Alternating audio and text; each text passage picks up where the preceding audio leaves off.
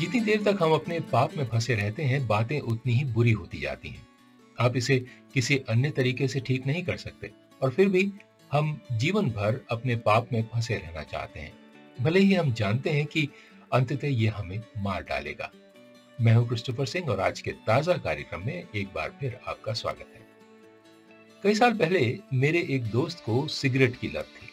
अब उसे पता था कि धूम्रपान उसे अंततः मार देगा, लेकिन वो गंभीर रूप से इसका आदी हो चुका था। एक दिन उसने किसी को फेफड़ों के कैंसर से मरते हुए देखा। वो अस्पताल के कमरे से बाहर चला गया जहां उसका शव पड़ा था, और उस दिन के बाद फिर कभी उसने धूम्रपान नहीं किया। वो कहता है कि इससे निकलना उसके लिए बहुत आसान नहीं था।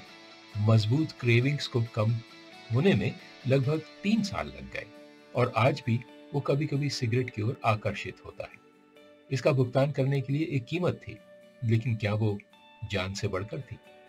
और इसमें कोई संदेह नहीं कि यही एक कारण है कि बहुत से लोग यीशु को इसलिए स्वीकार नहीं करते क्योंकि उसके लिए एक कीमत चुकानी होती है। वे मानते हैं कि वो जो कहता है वो है, लेकिन सोच कुछ इस तरह से है, यदि मैं अपना जीवन यीशु को दे दूंगा तो मुझे बहुत कुछ छोड़ना होगा जिसकी मुझे लत है, और मैं इसे छोड़ना नहीं चाहता, भले ही मुझे पता है कि आखिरकार ये मुझे मारने वाला है। यदि आप भी इसी स्थान पर हैं, तो यह आपके लिए भी एक चेतावनी है। धूम्रपान छोड़ना सबसे कठिन कामों में से एक था जो मेरे दोस्त ने किया, लेकिन उसके लाभ गिनाते हुए वो कहता है, मेरा स्वास्थ्य, लंबा जीवन, अतिरिक्त पैसा अब तक लागत से कहीं आगे निकल चुका है।